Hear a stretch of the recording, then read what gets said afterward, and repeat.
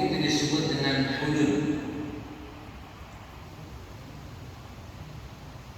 Apa yang dijelaskan oleh Rasulullah kaitannya sudah tentu dengan para pendapat ulama, kaitannya dengan hukuman syaribul khamr, yaitu hukuman orang yang meminum. Nanti ada kaitannya. Ada yang meminum, sudah tentu ada yang menjual. Ada yang menjual, sudah tentu ada yang membuat. Dan begitu rangkaiannya dari apa yang ditentukan oleh hukum. Tapi pada kesempatan ini kita akan membahas dari sisi orang yang meminum khamr. Kalau dalam hukum itu khamr itu jelas yang diharamkan, maka hukumannya pun jelas dari pendapat-pendapat para ulama, dari apa yang dilakukan oleh Rasulullah.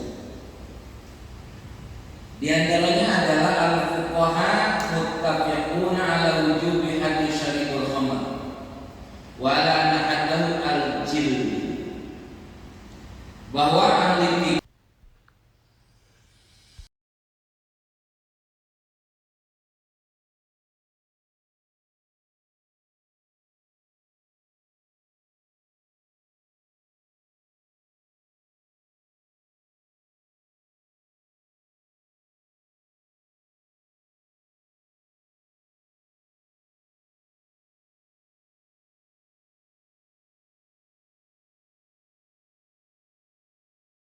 الصلاة والسلام عليك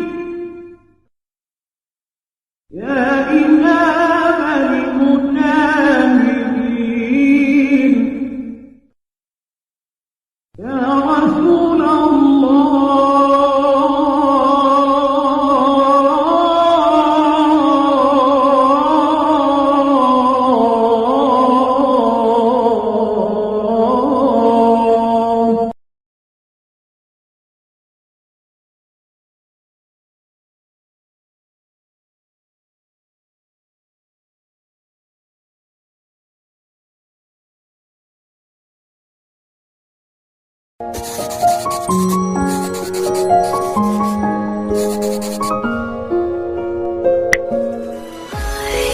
Don't need your wings to fly.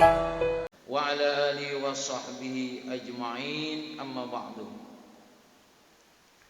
Alhamdulillah, kita bersyukur kepada Allah Subhanahu wa ta'ala, nikmat yang Allah limpahkan kepada kita di tempat yang paling mulia ini. Kita menikmatinya dan mensyukurinya.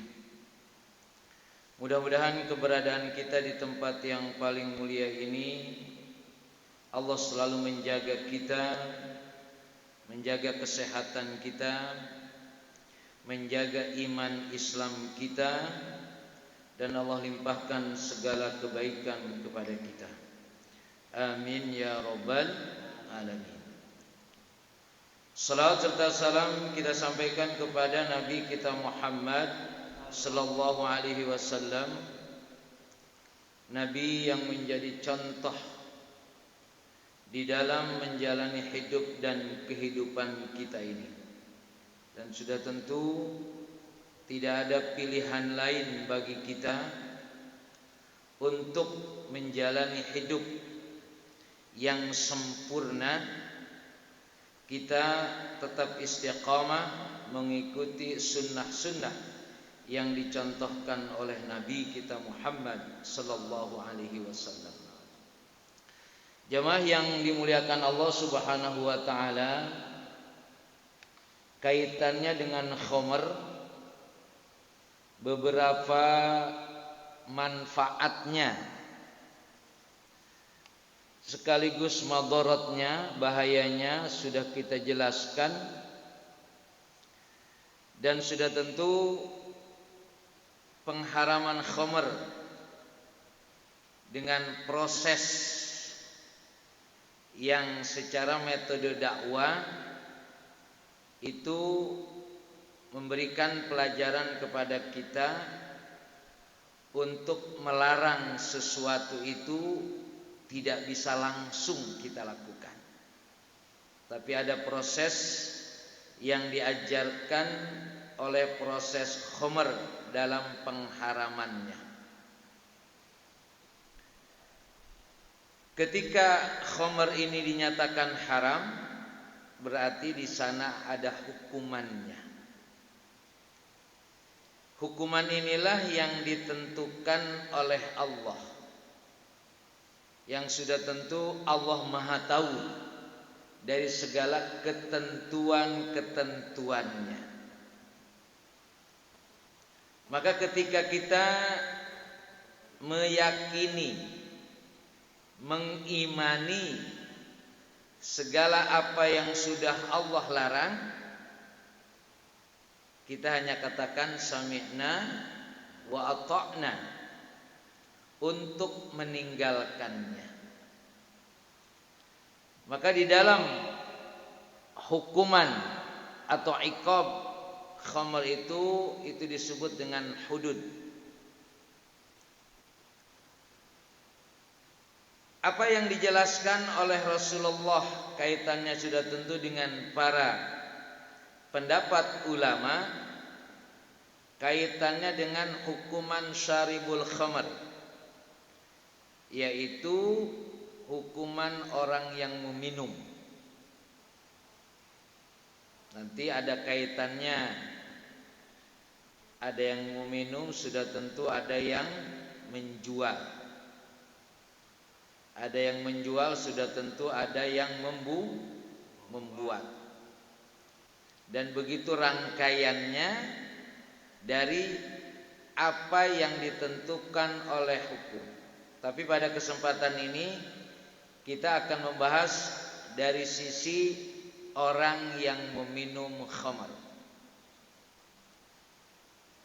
Kalau dalam hukum itu khamr itu jelas dia diharamkan, maka hukumannya pun jelas dari pendapat-pendapat para ulama dari apa yang dilakukan oleh Rasulullah. Di antaranya adalah al-fuqaha muttafiquna ala wujubi hadis syaribul khamr wa ala anna haddahu al-jildu. Bahwa ahli fikih bersepakat wajib bagi peminum khamr itu adalah untuk dihukum.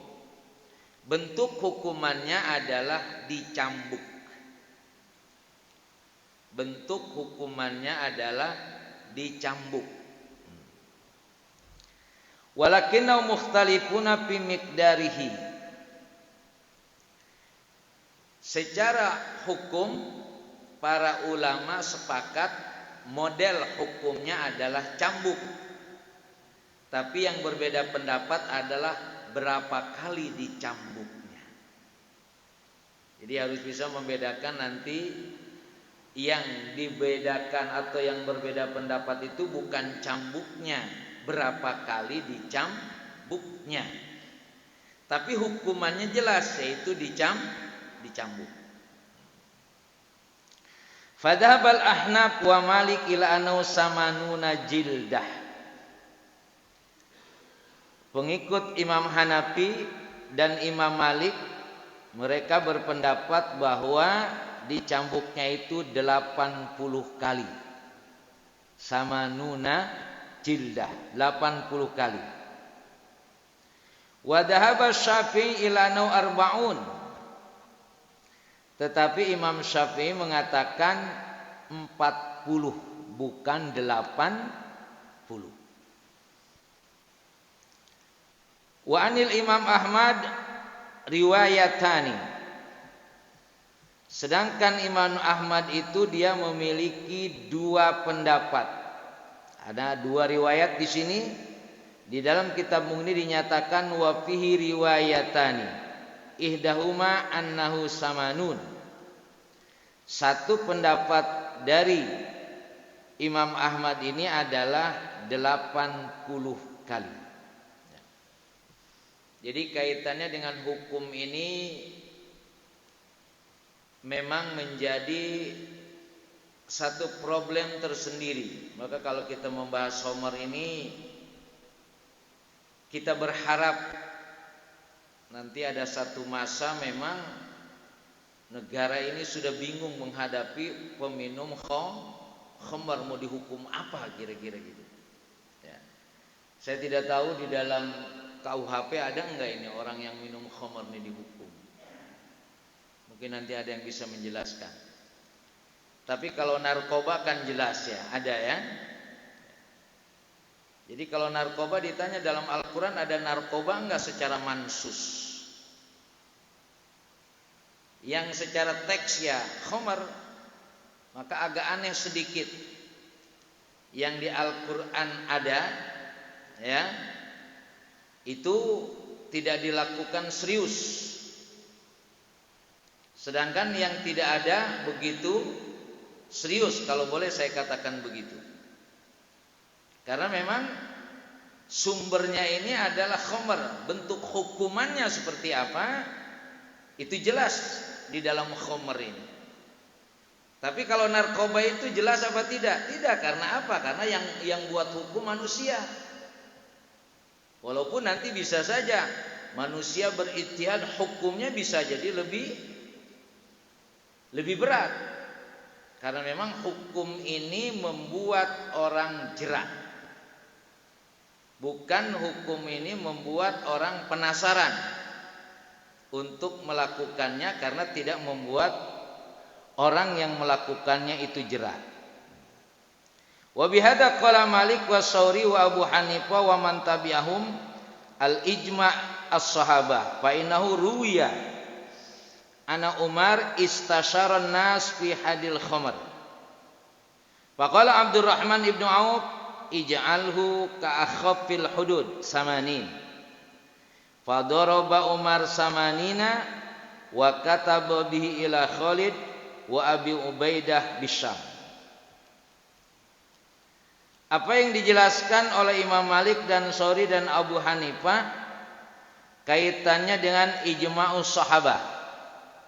Ada kesepakatan para sahabat bahwa Umar bermusyawarah dengan orang lain kaitannya menghukum orang yang meminum khamr tadi. Faqala Abdurrahman ibnu Auf ij'alhu ka khaffi al-hudud samanin. Jadi dalam Islam itu hukuman hudud yang ringan itu 80 kali. Kalau orang mencuri dipotong tangannya. Kemudian kalau orang yang berzina itu kalau dia belum punya suami atau belum punya istri itu 100 kali. Sedangkan kalau dia pernah punya suami atau pernah punya istri, dia dirajam. Sedangkan hukuman yang paling ringan dari kaitannya hudud itu adalah al-qadab, yaitu menuduh orang berbuat zina, yaitu 80 kali. Jadi 80, 100, kemudian rajam. Itu hukuman di dalam Islam kaitannya dengan hudud. Nah, kata Abdul Rahman ibnu Auf, ya, dipukul saja hukuman yang paling sedikit dari hudud, yaitu 80 kali. Fadaraba Umar samanin. Maka lalu Umar melakukan hukuman terhadap orang yang meminum khamr itu 80 kali. Wa kataba bi ila Khalid wa Abi Ubaidah bisyam. Lalu apa yang dilakukan oleh Umar itu ya dibuat keputusan kepada para gubernur yang lainnya, yaitu salah satunya Khalid wa Abu Ubaidah di negeri Syam.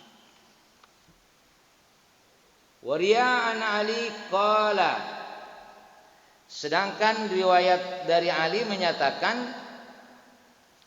idza saqara hada wa idza hada iftara. Faudu haddul mubtari. Kalau ada seseorang dia berkatanya bohong, bisa jadi orang sedang mabok, itu namanya juga orang mabok ya. Ya, bisa jadi ngomongnya itu tidak benar. Maka ketika dia ditanya, dia berbicaranya itu tidak jelas, karena posisinya adalah posisi dalam keadaan mabuk. Maka kalau pembicaraannya itu adalah bohong, maka yang menjadi hukumannya adalah bukan mabuknya, jadi bohongnya itu sendiri. Karena itu yang lebih terbukti.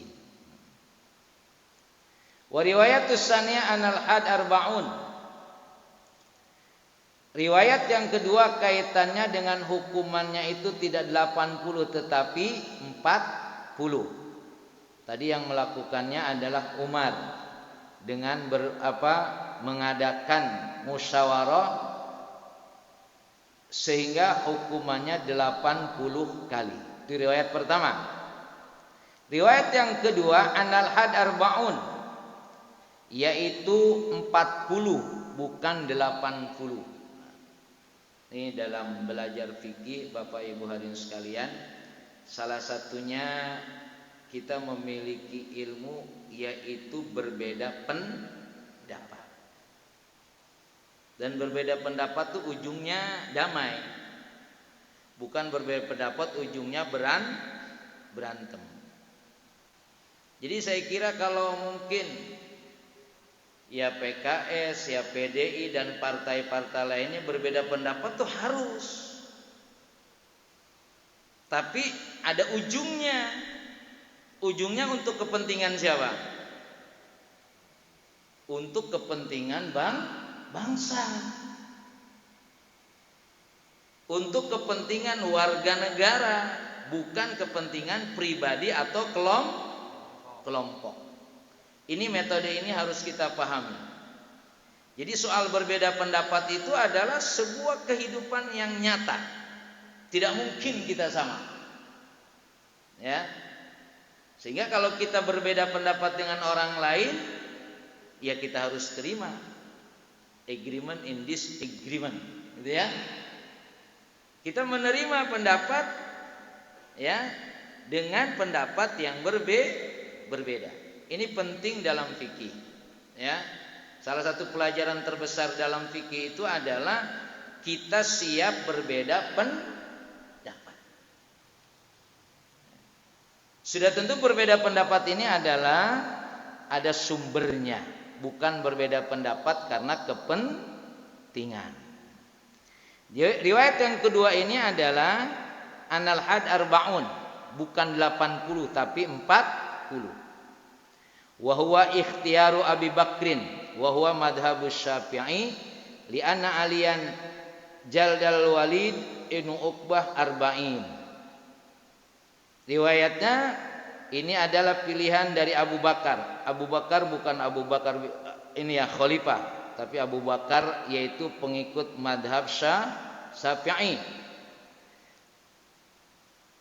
Apa indikasinya? Karena Ali mencambuk Walid ibnu Uqbah itu 40 kali.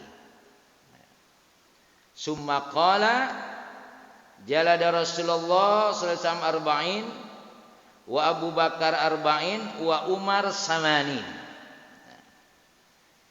Dalam beberapa pendapat Umar ini seringkali beda, Pak. Ya.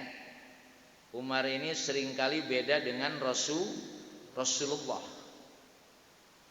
Padahal adalah ketentuan hukum itu dasarnya ada pada ketentuan Rasulullah.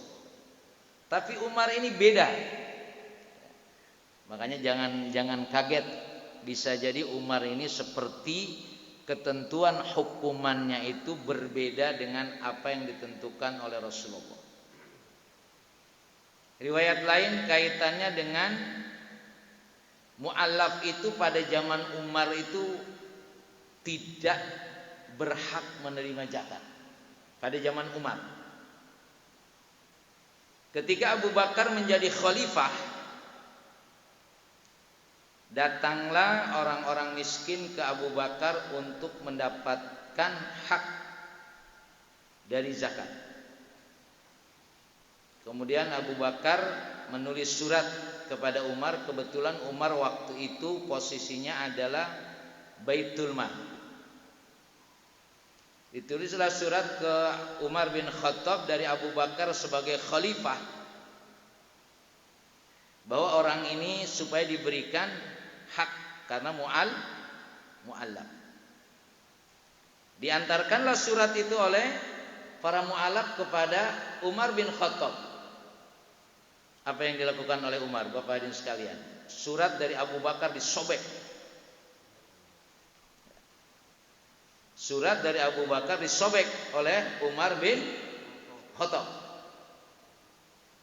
Umar menyatakan tidak berhak mu'allaf mendapatkan zakat.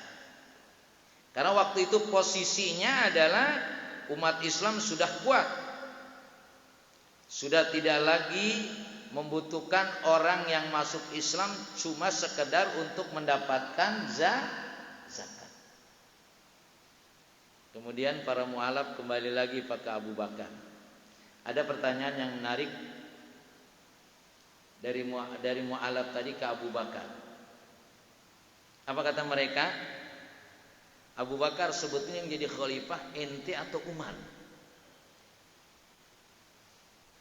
Apa jawab Abu Bakar? Sebetulnya Umar yang menjadi khalifah. Karena memang ketika proses pergantian, ketika Rasulullah meninggal itu, Abu Bakar dan Umar itu saling menyerahkan. Kata Abu Bakar kepada Umar, ente lebih afdol dari saya Umar.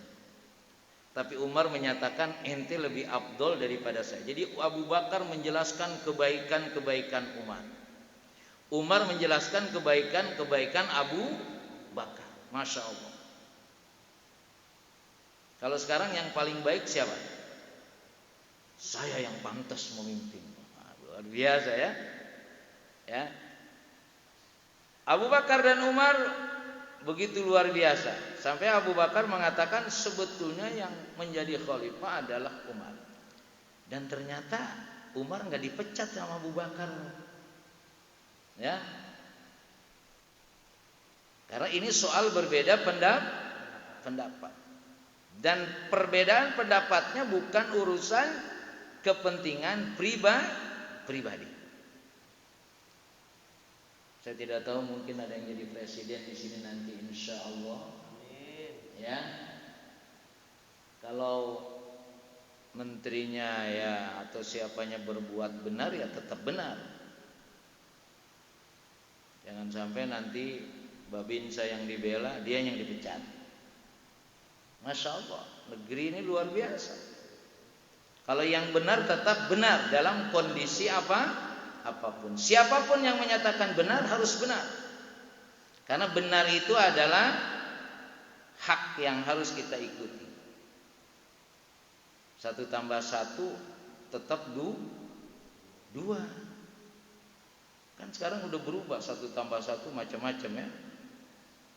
Karena kita tidak istiqamah memahami kebenaran. Nah, Abu Bakar ini berbeda pendapat dengan Umar. Kaitannya dengan hukuman jildun juga ini, Umar berpendapat 80, tetapi yang lainnya adalah 40. Wa jalada Rasulullah arba'in, wa Abu Bakar arba'in, wa Umar samanin. Wa kullu sunnah wa hada ahabu ilayya.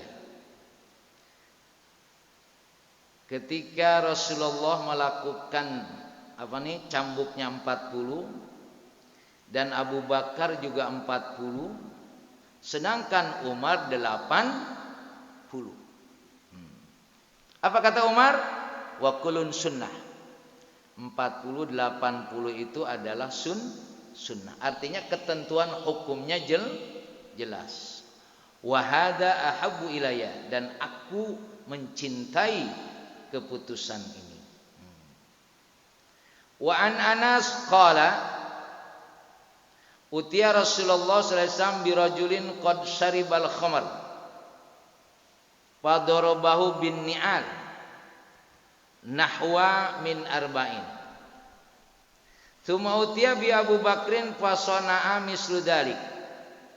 Tsumma utiya bi Umar fastasara nas fil hudud fa qala Ibnu Auf aqallul hudud samanun fa daraba bihi Umar.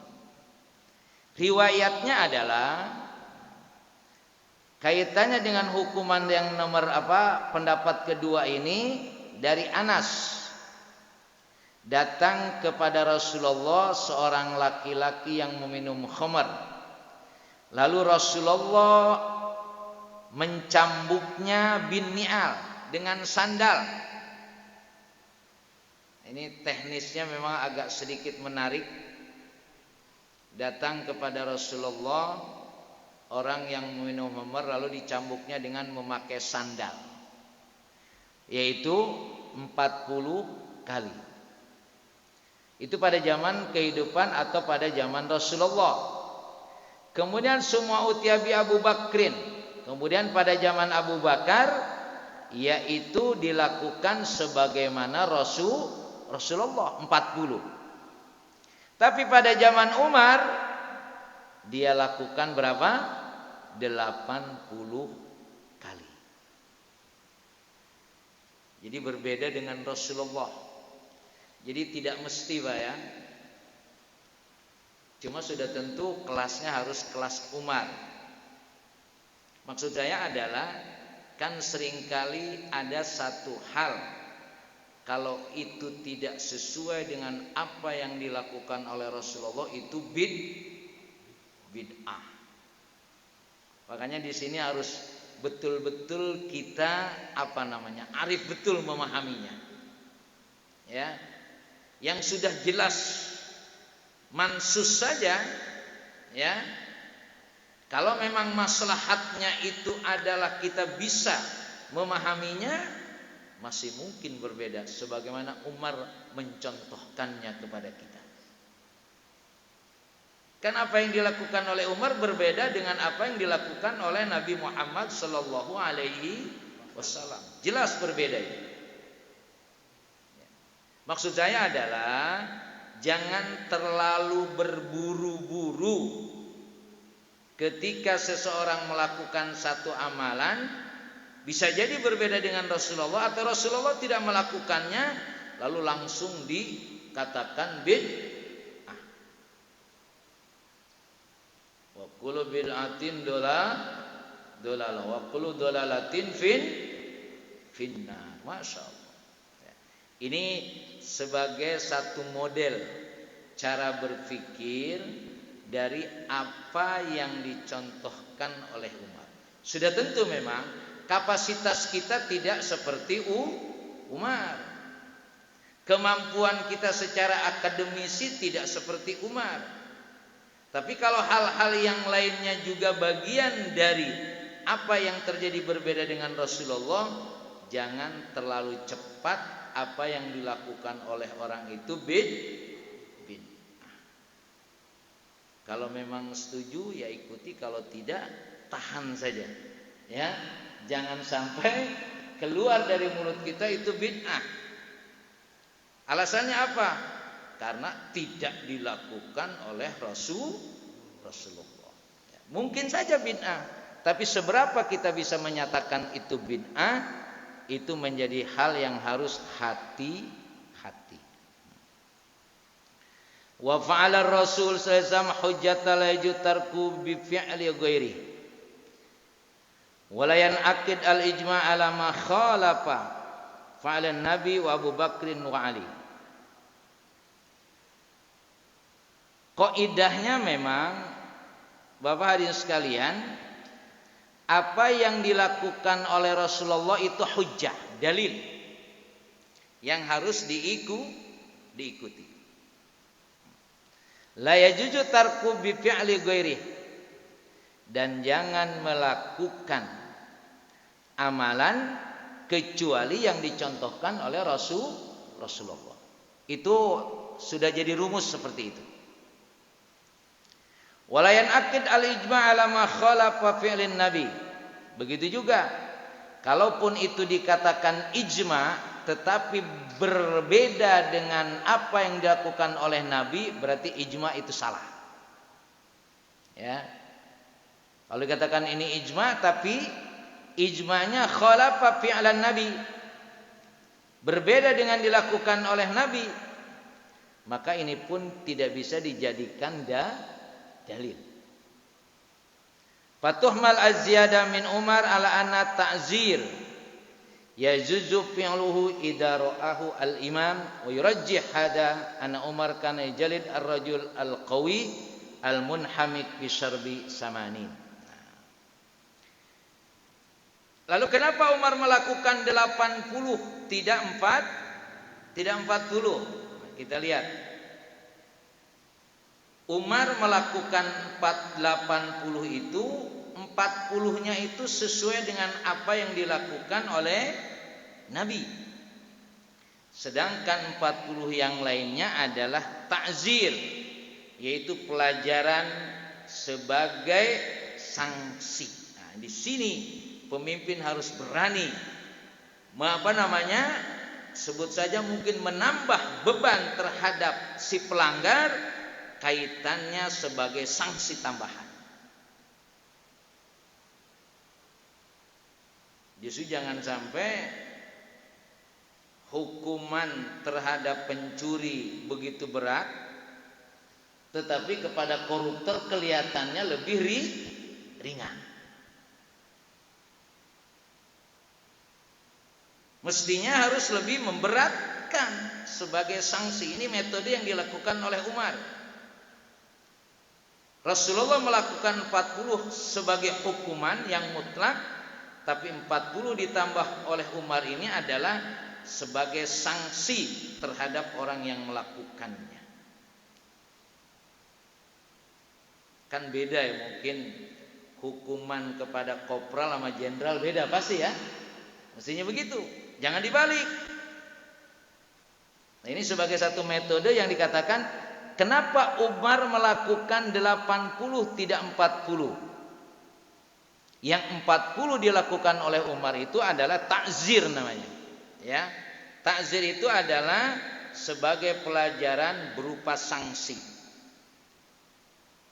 Karena untuk sekelas dia ini mungkin ketika itu tidak pantas melakukan itu. Kenapa dia lakukan? Maka dihukumannya pun lebih berat. Tapi yang 40-nya adalah sebagai sanksi yang disebut dengan ta'zir. Itu perbedaannya, kaitannya hukuman yang dilakukan oleh Umar. Jadi tidak berarti apa yang dilakukan oleh Umar itu adalah bid'ah. Yang dikatakan bid'ah dhalalah sudah tentu ini adalah tidak. Karena memang 40 itu bagian dari ta'zir, dari keberanian Umar untuk menambah hukuman terhadap orang yang minum khamr tadi. Sama dengan yang saya contohkan tadi, kenapa mu'alaf tidak berhak menerima zakat? Karena ketika itu umat sudah kuat, tidak perlu lagi bantuan orang lain untuk masuk Islam, sekedar hanya mendapatkan zakat. Jadi betul-betul harus khalis. Memang betul-betul harus khalis, bukan sekedar masuk Islam untuk mendapatkan zakat. Wa amal amru bi qatli syarib idza taqarrara dzalika minhu fa huwa mansukh. Memang ada yang berpendapat kalau dia sudah beberapa kali meminum khamar, maka hukumannya bukan cambuk lagi, tetapi hukumannya dibunuh. Tapi di sini dikatakan hukuman ini mansukh. Hukuman ini sudah tidak berlaku. Apa riwayatnya? Fa'an Kubaid ibnu Duaib anan Nabi qala man syaribal khamra fajliduhu fa in ada fajliduhu fa in ada fajliduhu fa in ada faqtuluh Fisalis au arbabi'ah fa ata bi rajulin qad syariba fajaladahu summa ata bihi fajaladahu summa ata bihi fajaladahu wa rafa'al qatal wa kanat rukhsah. Apabila seseorang meminum khamar maka dicambuk. Kemudian kalau minum lagi mana? Cambuk lagi. Kemudian kalau minum lagi mana? Cambuk lagi. Dan begitu berikutnya. Tetapi untuk yang ketiga, yang keempat dikatakan dia dibunuh. Cuma dikatakan bahwa untuk yang dibunuh ini sudah tidak lagi dilakukan. Cuma pertanyaan berikutnya, apa mungkin gak nanti dibunuh? Mungkin saja. Karena memang semakin orang melakukan pelanggaran begitu gampang. Kan kita sudah ramai koruptor itu dihukum mati kan? Ya, sudah ramai kan? Padahal jelas ada hukumannya, kaitannya dengan koruptor hukum mati juga akhirnya keputusannya enggak juga tuh. Ramainya doang, ya. Ramainya doang hukuman mati. Faktanya memang ada orang yang melakukan pelanggaran atau koruptor dalam kondisi kesulitan dihukum mati, ternyata tidak. Jadi sebetulnya karena hukum itu bisa saja bertambah sesuai dengan apa yang menjadi kepentingan atau maslahat. Bima yusbatul had. Bagaimana menentukan kalau yang minum khamar ini adalah harus dicambuk?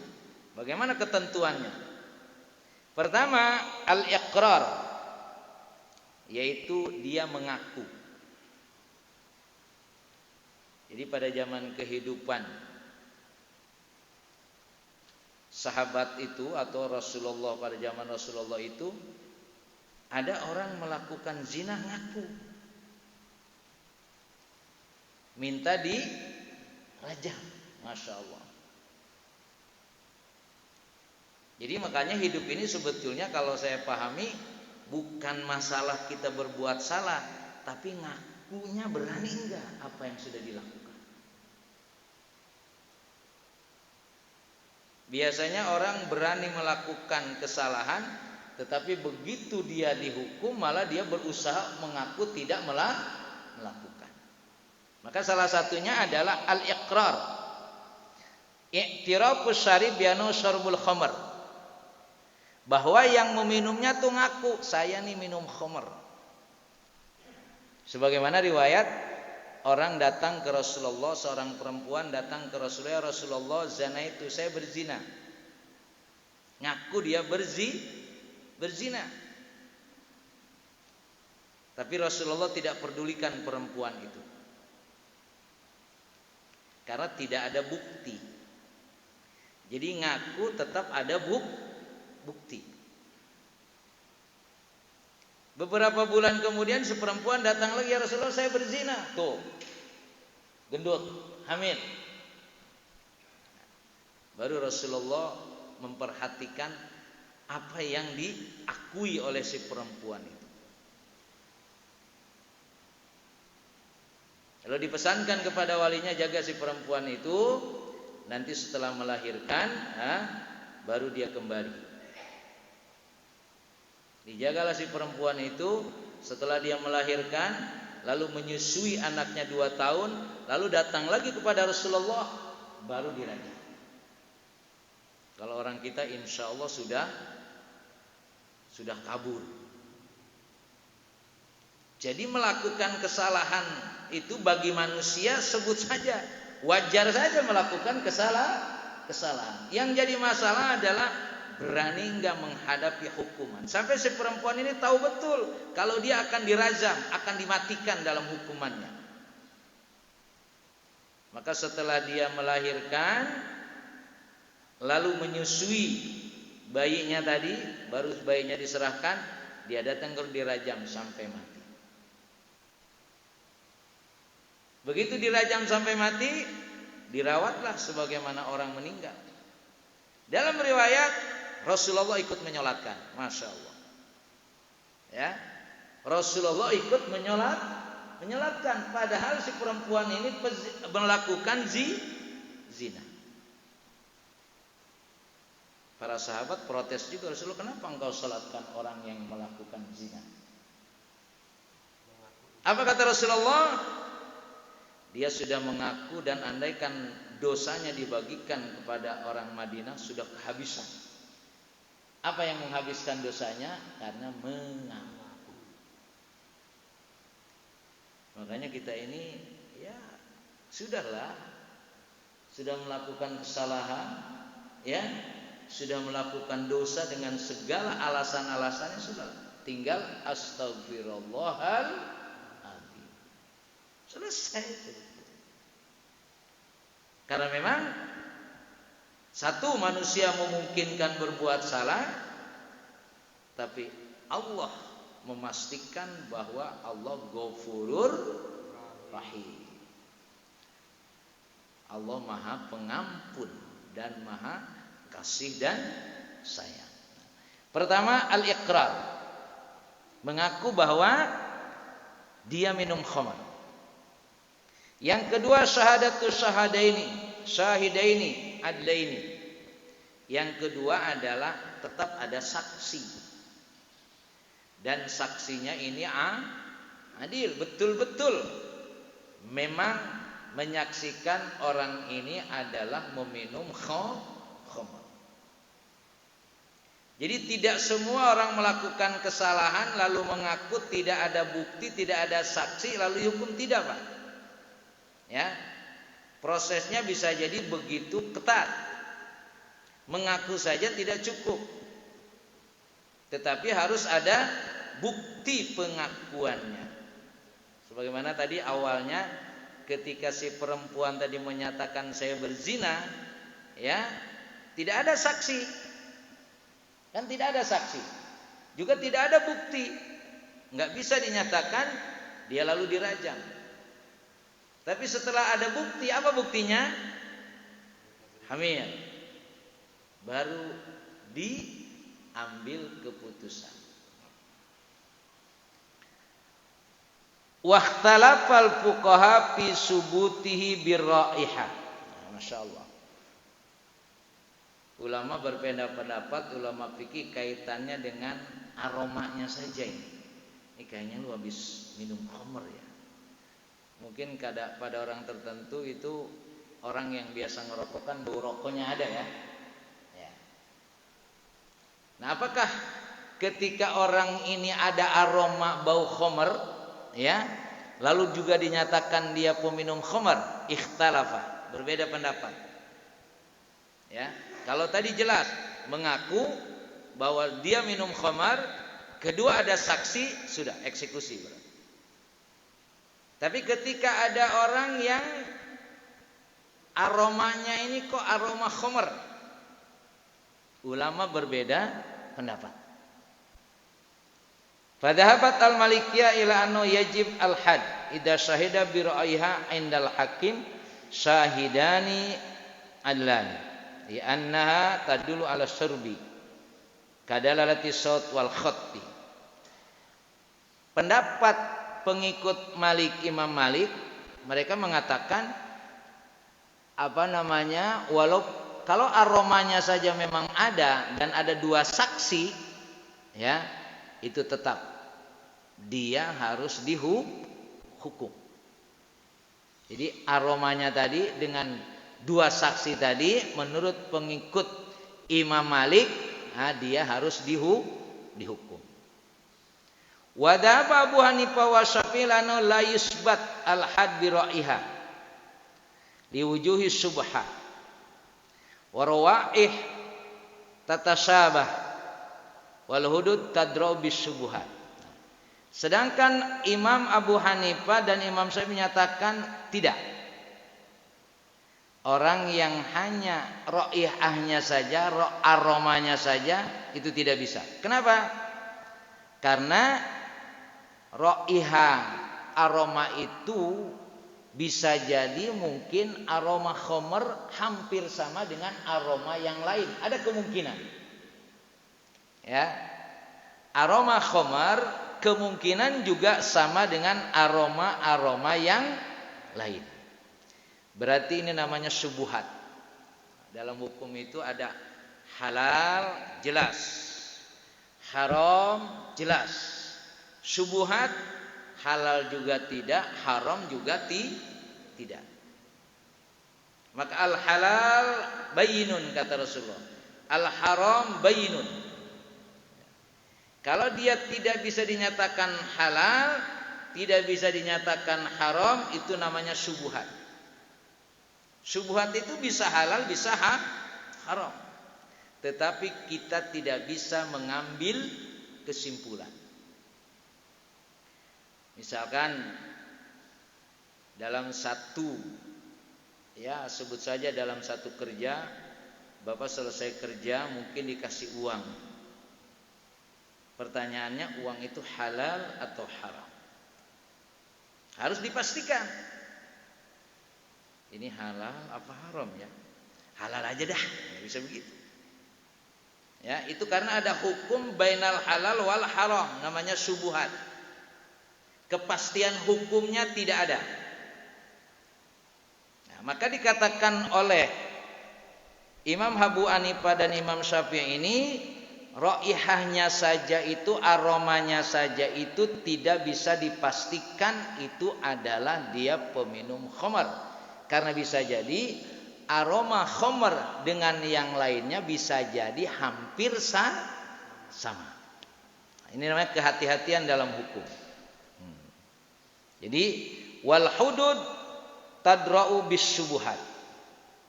Sedangkan hudud itu tidak bisa dipastikan atau dilakukan kalau dalam kondisi syubhat.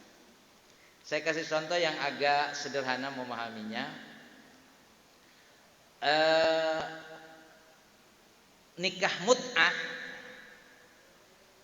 Nikah mut'ah ini kalau bahasa kitanya nikah kontrak gampangnya. Nikah kontrak itu menurut Syiah boleh. Ya, menurut Syiah boleh, menurut Sunni tidak boleh. Jadi sekarang kalau menurut Sunni, orang yang melakukan mut'ah itu berarti nilainya apa? Zina. Ya, zina. Tapi menurut orang Syiah tidak zina. Nah, berarti hukumnya syubhat. Maka tidak bisa dijatuhkan hukuman kepada orang yang nikah mut'ah itu adalah dirajam. Itu contoh yang agak gampang. Jadi ada berbeda pendapat kaitannya dengan amalan yang dilakukan oleh orang itu. Soal nanti dia hukumannya sebenarnya seperti apa di hadapan Allah itu soal lain. Tapi nikahnya itu kaitannya dengan hukum hudud, yaitu dia syubhat. Sedangkan hukum itu tidak boleh dilakukan kalau posisinya syubhat. Harus jelas. Jadi kalau ada sesuatu yang ragu ya dalam dalam amalan yang kita lakukan harus pasti. Maka al yakin la yuzalu bisyak. Jadi kalau Bapak sholat duhur, asar, maghrib, isya, subuh, ya mungkin subuh enggak lah gitu ya. Asar, duhur atau asar. Ini 2 apa 3? Ya kan? 2 rakaat apa 3 rakaat? Yang yakin yang mana tuh Pak? Ketika Bapak menyatakan, nih saya sholat ini 2 rakaat, sudah 2 rakaat atau 3 rakaat? Yang yakin yang mana? Yang 2. Ya, yang 3 nggak yakin, maka yang 3 jangan diambil. Berarti baru 2. Walaupun mungkin, ya. Pada kenyataannya Bapak sudah 3 rakaat, tapi dalam pemikiran Bapak ragu ini 2 apa 3. Maka dalam menentukan ketentuan hukumnya tadi kita tidak mengambil 3, mengambil 2. Makanya hati-hati Pak. Model kita ini bisa jadi Bapak sholat duhur 6 rakaat ya. Ya kan? Pas sudah 3 rakaat 2 apa 3. Akhirnya diputuskan 2. Sesudah 4 apa 3? Diputuskan 3. Ya, akhirnya sholat duhurnya 6 rakaat. Maka kalau kita ini yang aman berjamaah, insya Allah. Kalau yang berjamaah aman. Imam lupa, masa makmum sederet ini lupa semua? Tidak mungkin. Ya. Jadi kalau udah umur 50 ini jangan nekat lah. Ya. Ada nggak kemungkinan kita sholat duhur 6 rakaat, Pak? Sangat mungkin. Karena tadi pas 3 rakaat ragu, 3 apa 2? Akhirnya kita pilih 2. Tahiyat lagi. Begitu udah 4 ragu, 4 apa? 3. Akhirnya ambil 3. Maka ada anekdot kalau sholat di rumah cucu suruh ngitungin. Biar jangan lebih. 1, 2 gitu ya. Karena kalau udah 50 itu ke atas kemungkinan lupa pasti ada. Jamaah yang dimuliakan Allah Subhanahu wa taala, Imam Syafi'i dan Imam Abu Hanifah tapi mengatakan tidak boleh dijadikan dasar. Kalau hanya sekedar roihah, sekedar aromanya. Wal ihtimali kauni makhlutan aw mukrihan ala syurbihi. Belum lagi bisa jadi orang minum itu dia karena dipaksa oleh orang lain. Ada enggak orang yang dipaksa minum? Ada. Ya, bisa jadi dia dipaksa. Nah. Wa li anna gharal khamri syarikuha fi raihatihi. Wal aslu bara'atus syakhsi minal uqubah. Ini kalau bahasa hukum yang karena itu ada praduga tak bersalah. Ya. Jadi kaitannya dengan orang yang minum khamr, kita lihat dulu itu minum khamrnya karena maunya dia sendiri atau dipaksa oleh orang lain. Itu akan memiliki keputusan hukum yang berbeda. Ini yang dikatakan wasyari mansupun ila darul hudud. Nah, kalau dalam keadaan seperti ini, ya harus betul-betul diperhatikan. Lebih baik salah tidak menghukum daripada menghukum sang salah. Ini ya. Lebih baik salah menghukum daripada menghukum orang yang tidak salah. Dia minum khamar, dia katakan saya minumnya dipaksa. Walaupun bisa jadi mungkin tidak dipaksa.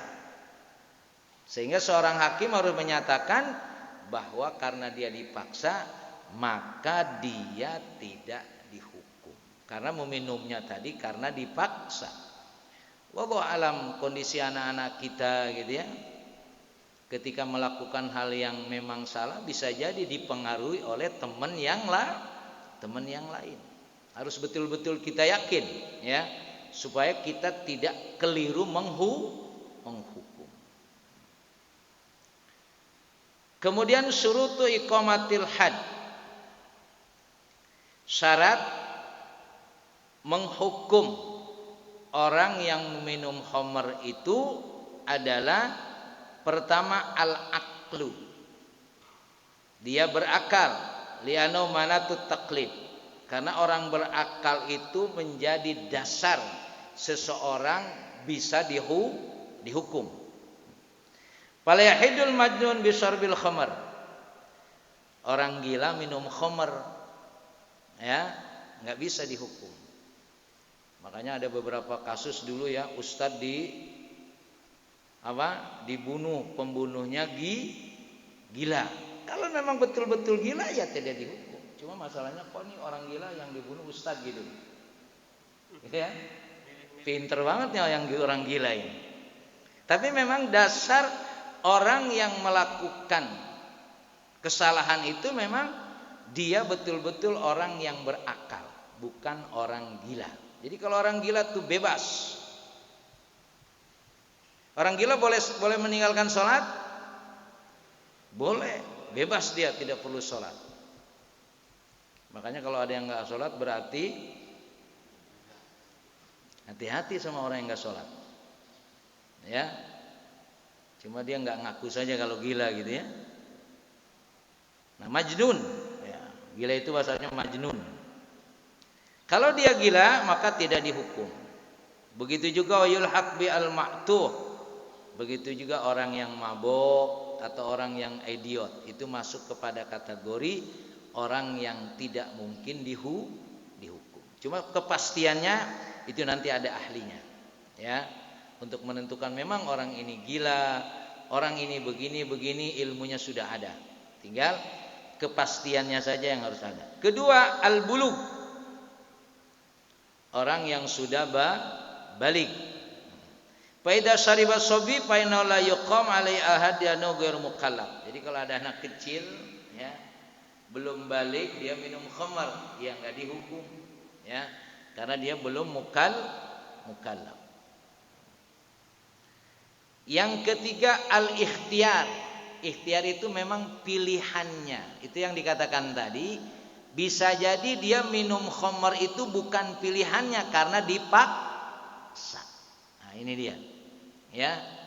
Ini hakim harus betul-betul paham betul antara orang melakukan kesalahan itu karena memang dari niat dirinya sendiri atau dipaksa oleh orang lain. Ada kemungkinan. Tetapi syarat untuk menghukum itu adalah al-ikhtiyar. Fa in syaribaha makruhan fala hadda alaihi. Tapi kalau dia meminumnya karena dipaksa oleh orang lain, maka dia tidak dihukum. Sawaun akana hadal ikrah bit tahdid bil qatli aw ad-darbi bil mubri' aw bi itlafil mal kullu li'annal ikrah yarfa anhu al-ism. Ya, bentuk pemaksaannya macam-macam. Mungkin kalau nggak minum dibunuh, ya. Artinya ancaman-ancamannya macam-macam yang dilakukan oleh orang yang memaksa tadi, ya.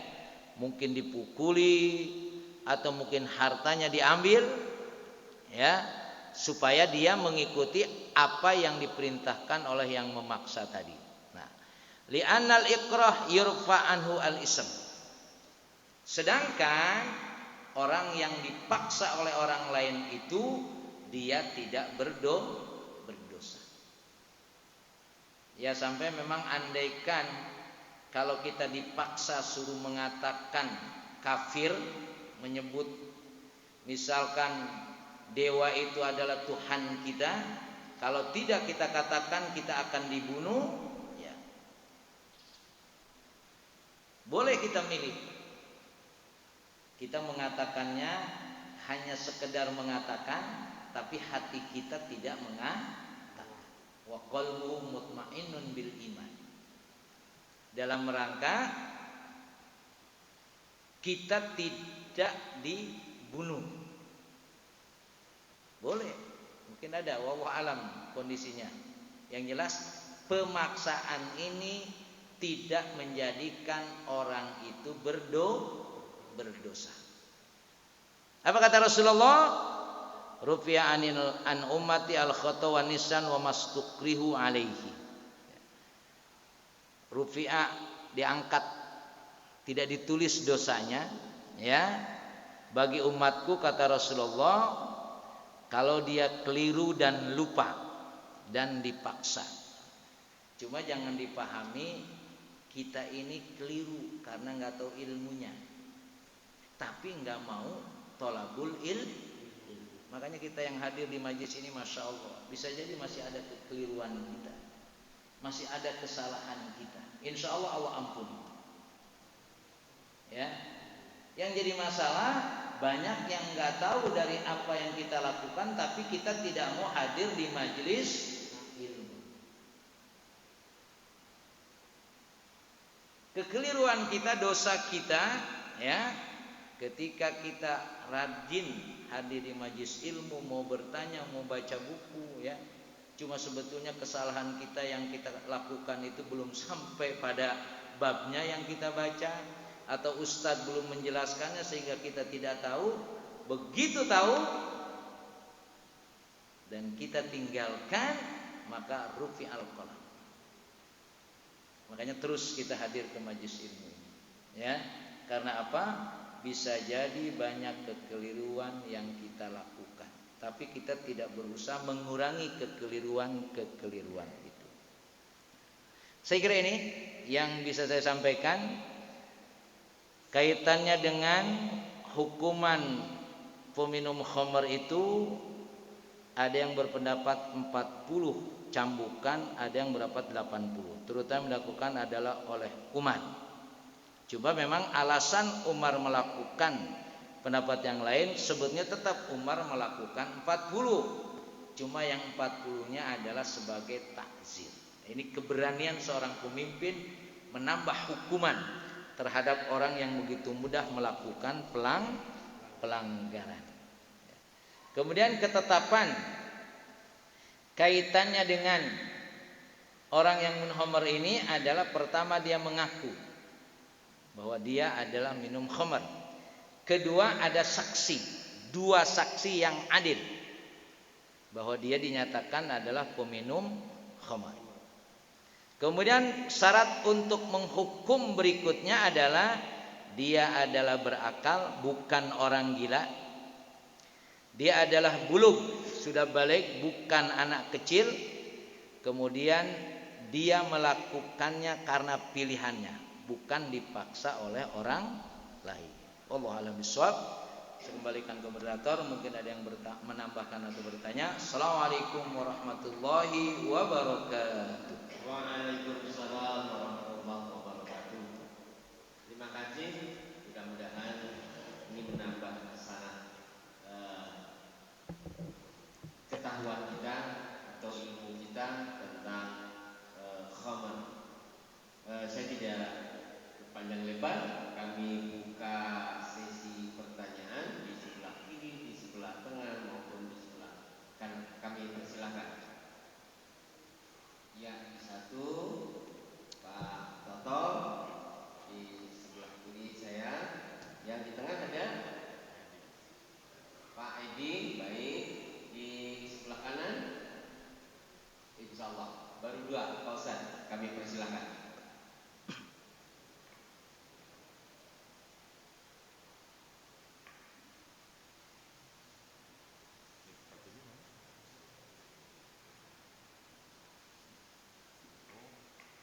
Bismillahirrahmanirrahim. Assalamualaikum warahmatullahi wabarakatuh. Waalaikumsalam warahmatullahi wabarakatuh. Yang ingin saya tanyakan adalah bahwa pengharaman khamr itu apakah dari sifatnya bukan dari bendanya? Karena kenapa? Kalau kita lihat sekarang, tadi Pak Ustaz menyebut narkoba tidak ada dalam Al-Quran, tapi sifatnya itu adalah merusak pikiran dan sebagainya. Kemudian berkembang lagi banyak sekali hal-hal yang bisa merusak pikiran. Contohnya mungkin anak-anak itu adalah lem menghirup lem itu sempat marah dan itu adalah bisa merusaknya. Jadi apakah dari sifatnya sehingga nanti ke depan pun banyak barang-barang yang memang tidak disebutkan dalam Al-Quran nanti bahwa itu tidak boleh. Yang kedua adalah Pak Ustaz, masalah subhat. Subhat ini siapa yang berhak menentukan apakah ini boleh ataukah, apakah dari pemerintah atau orang alim yang memang dipercaya atau memang pribadi masing-masing boleh menentukan. Sebagai contoh adalah orang yang mungkin merokok, masing-masing punya pilihan. Mungkin MUI-nya melarang, pemerintahnya enggak, pribadinya terserah masing-masing sehingga ada yang merokok dan sebagainya. Mohon pencerahan Ustaz. Baik. Al-halal bayinun wal haram bayinun. Jadi yang halal jelas di Quran dan Sunnah, yang haram juga jelas di Quran dan Sunnah. Sedangkan yang belum dijelaskan itu kaitannya dengan syubhat. Pertanyaannya siapa yang menentukan? Kalau kaitannya adalah itu adalah kemaslahatan ummah, itu nanti namanya ada ijtihad. Sudah tentu para ulama dan ahli-ahlinya itu bermusyawarah tentang kaitannya terhadap sesuatu yang belum dijelaskan oleh Quran dan Sunnah secara pasti. Mansus namanya. Ya, makanya kalau khamr kan jelas.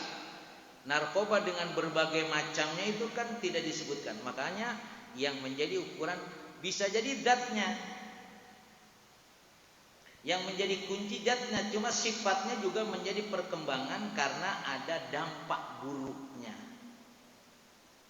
Jadi kalau zatnya itu menjadi bagian yang sudah ditentukan, tapi kalau zatnya memang tidak bisa dibuktikan, kemudian sifatnya dari dampak itu. Pertanyaannya siapa yang menentukan? Ini nanti ijtihad. Kalau tadi rokok, memang rokok tidak ada di Quran dan Sunnah. Yang menyatakan kalau innamal khamru wal maisir kan jelas, ya, fajtanibu berarti dia haram. Kalau rokok nggak ada dalilnya. Nah, jangan heran yang pintar yang ngerokok itu juga bisa jadi dalilnya lebih banyak.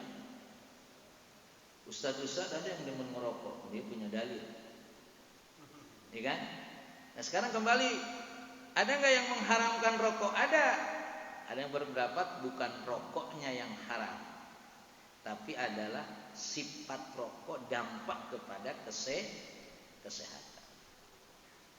Ya kalau sudah bicara rokok udah ceritanya terlalu panjang. Ada orang yang merokok tahu-tahu berhenti. Pas berhenti dia mati. Ya, ente sih berhenti merokok jadi mati. Coba ngerokok terus nggak mati gitu. Jadi pertanyaan antara sifat dengan zat ini awal hukumnya tetap zat. Tapi zat itu kan berdampak kepada keburukan.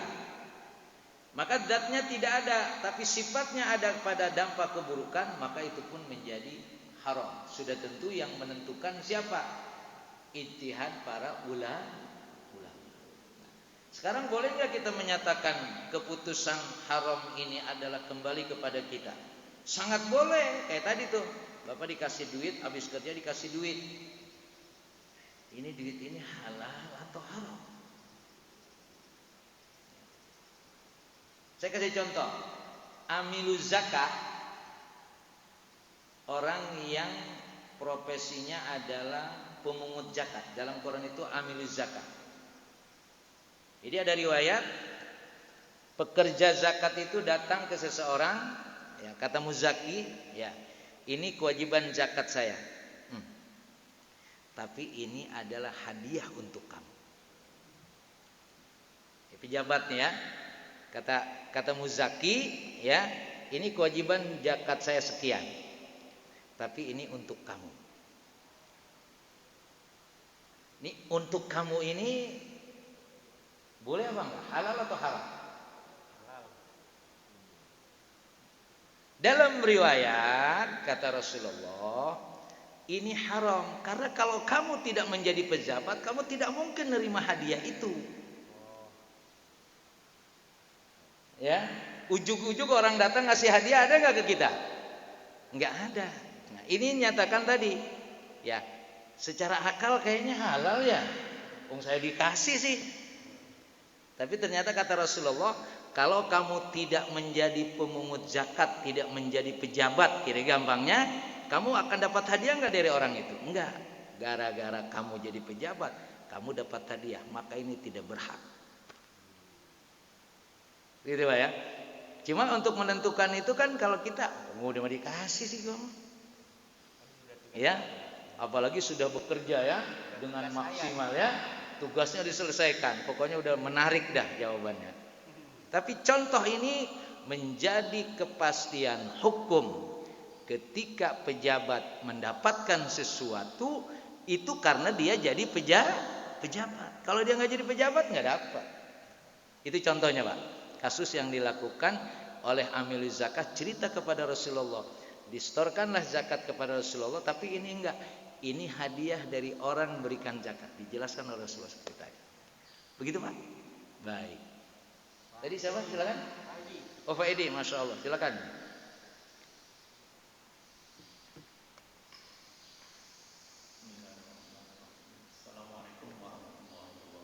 Waalaikumsalam warahmatullahi wabarakatuh. Pak Ustaz izin menambahkan mengenai takzir dari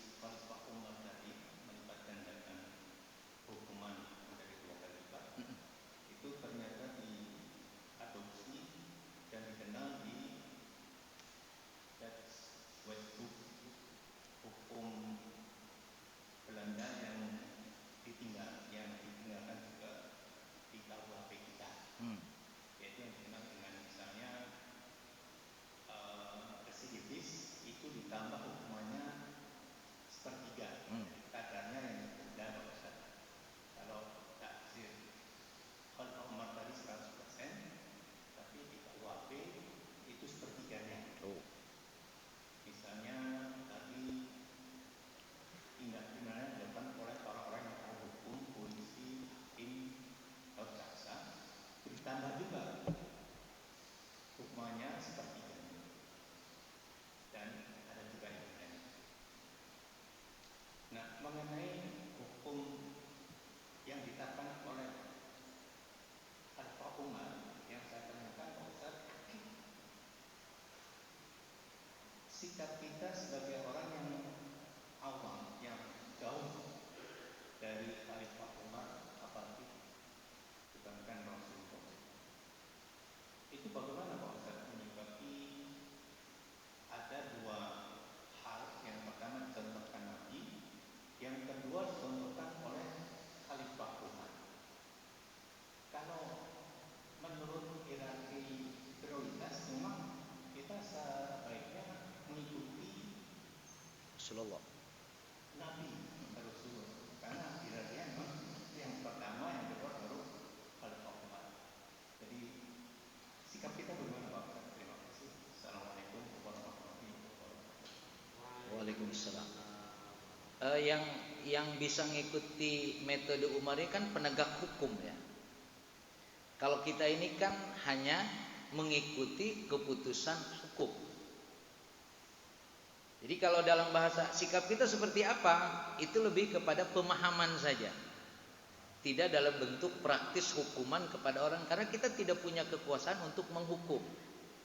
Kecuali Pak Edi menjadi hakim, baru dia memiliki sikap seperti apa keputusan yang akan dilakukan. Kalau kita ini kan hanya pendapat itu lebih kepada sebagai pengetahuan pegangan, karena kita tidak berusaha, tidak melakukan. Sedangkan pendapat Umar dia menambah sepertiga dan lain sebagainya, itu bagi penegak hukum. Atau Pak Edi menjadi anggota dewan ketika membuat hukum, maka metode itu bisa dijadikan sebagai ukuran. Kalau kita kan hanya mengikuti saja, ya, tidak punya kapasitas. Makanya para penegak hukum ini luar biasa, harus betul-betul jeli. Mahasiswa dibanting hampir mati itu sama polisi, itu oknum polisi, gitu kan? Ya, seberapa memahami menghukum si oknum polisi ini, ya, sehingga dia harus berat hukumannya. Itu bagi orang yang akan menjatuhkan hukuman.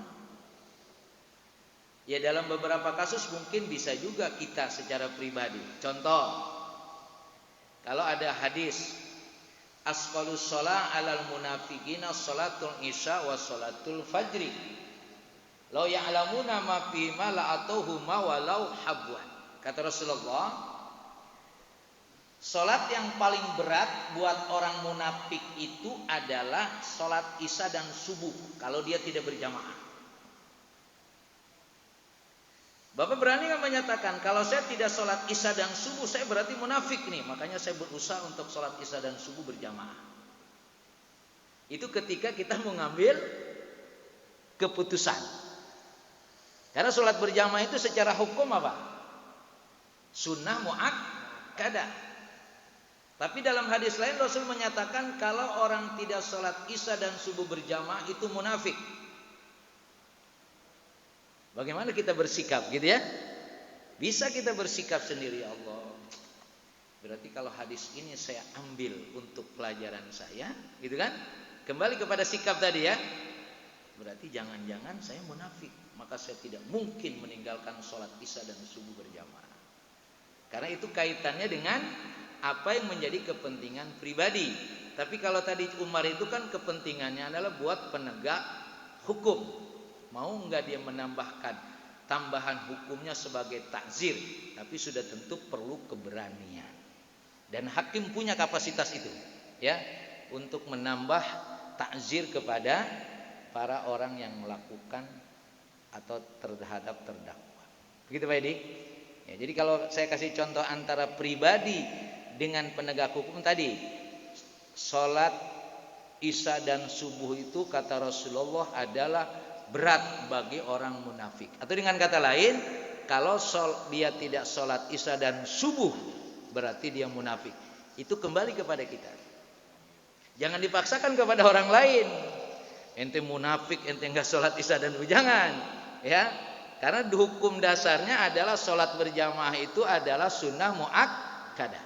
Tapi untuk menentukan nilai kita sesuai dengan hadis, boleh kita bersikap terhadap hadis itu, wah, kalau saya tidak sholat isya dan subuh berjamaah, jangan-jangan saya munafik. Maka kita berusaha untuk selalu sholat isya dan subuh berjamaah. Begitu Pak Edi? Baik. Terakhir kami persilakan di Pak Wahyu. Baik, terima kasih. Assalamualaikum warahmatullahi wabarakatuh. Waalaikumsalam. Pak Ustaz, saya menangkap kegelisahan warga Taman Royal 2 Muslim Masya Allah. terkait dengan pemanfaatan lahan yang milik pengembang Royal Arum yang kita manfaatkan sekarang. Mungkin saya mundur sedikit ke belakang karena ini ada kaitannya dengan insya Allah fikih. Dulu warga Taman Royal 2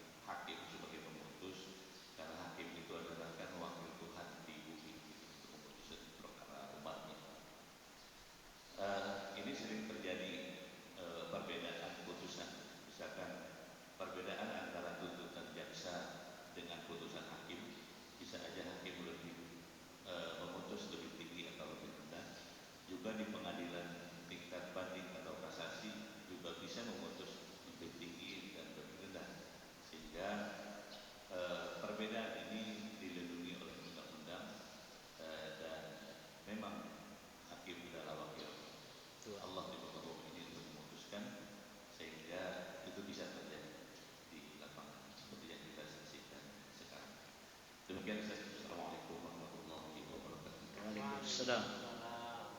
Jadi hakim itu al-qudatus salasah. Hakim itu ada 3. Yang satu masuk surga, yang 2 masuk neraka. Hadisnya jelas Pak. Ya.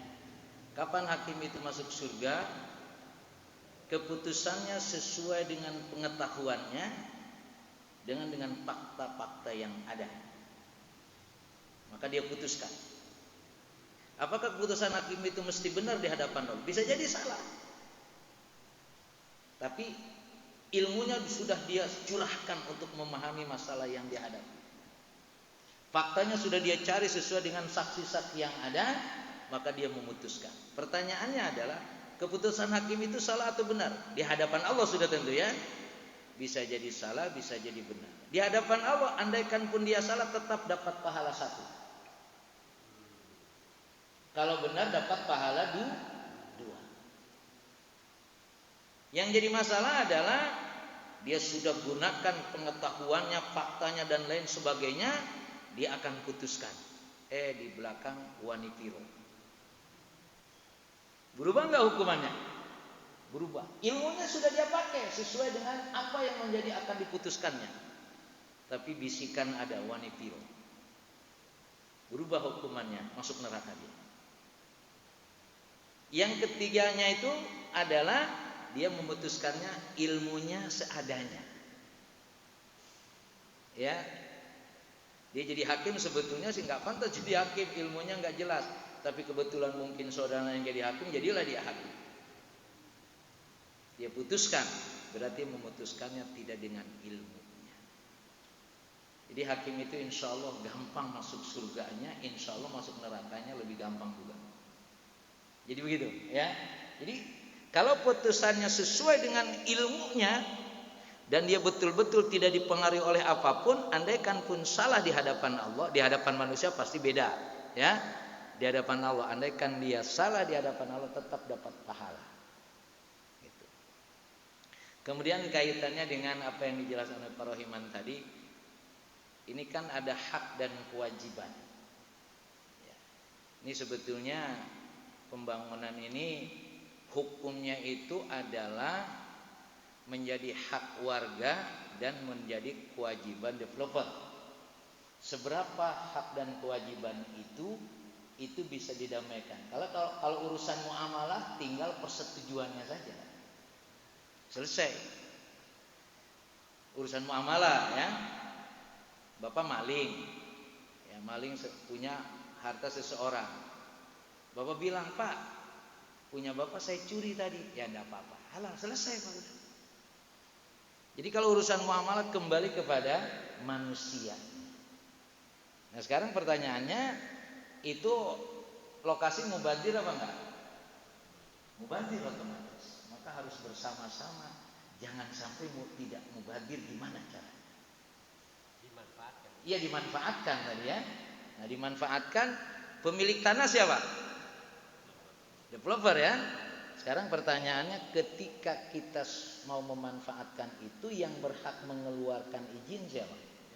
Pemilik tanah. Pemilik tanahnya.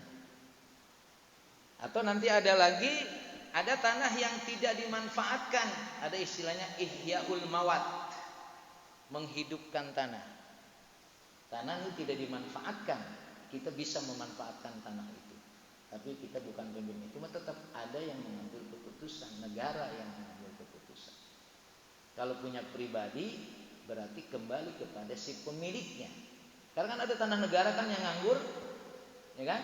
Nah, banyak kan? Kita tetap izinlah sama RT sama RW mau memanfaatkan supaya tadi halal. Ya, sekarang Pak RW seberapa dia kapasitasnya sehingga bisa memastikan ini bisa dimanfaatkan. Karena dia RT RW. Iya.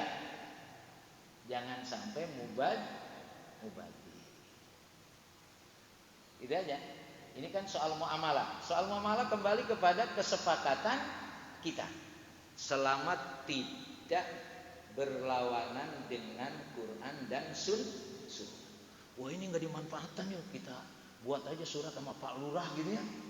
Ya nanti akhirnya menjadi hak milik. Nah, itu mencuri namanya kan? Nah, beda.